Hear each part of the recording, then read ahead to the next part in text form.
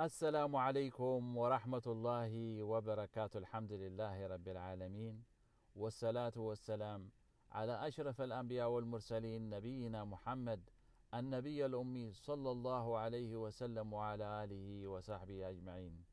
يتكبراتشو ودون دمتشي عن ابن عباس رضي الله عنهما أن رسول الله صلى الله عليه وسلم قال: ما من أيام العمل الصالح فيهن أحب إلى الله من هذه الأيام العشر.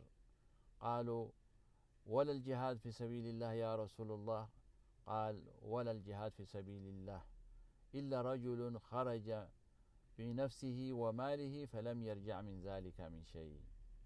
ውድ ወንድሜ እህቴ፣ በዚህ ሐዲስ ነቢያችን ሰለላሁ ዐለይሂ ወሰለም እንዲህ ይላሉ: በእነዚህ 10 ቀናቶች ውስጥ ከሚፈጸም መልካም ስራዎች በበለጠ መልካም ስራዎች አላህ ዘንድ የተወደዱ የሚሆንባቸው ቀናት የሉም።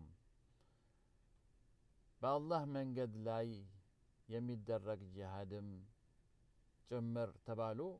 እርሳቸውም ራሱን ንብረቱን ይዞ ወጥቶ እና ምንም ያልተመለሰለት ሰው ሲቀር ጂሃድም ከዚህ አይበልጥም አሉ ነቢያችን ሰለላሁ ዐለይሂ ወሰለም። አላህ ለኸይር ለሁሉ ለሐጅ ለኸይር ይወፍቀን፣ የምንፈልገው ይስጠን፣ ከምንፈራው ያድነን። ረበና ዘለምና አንፉሰና ወኢን ለም ተግፊር ለና ወተርሐምና ለነኩነነ ምን الخاسرين ربنا آتنا في الدنيا حسنة وفي الآخرة حسنة وقنا عذاب النار.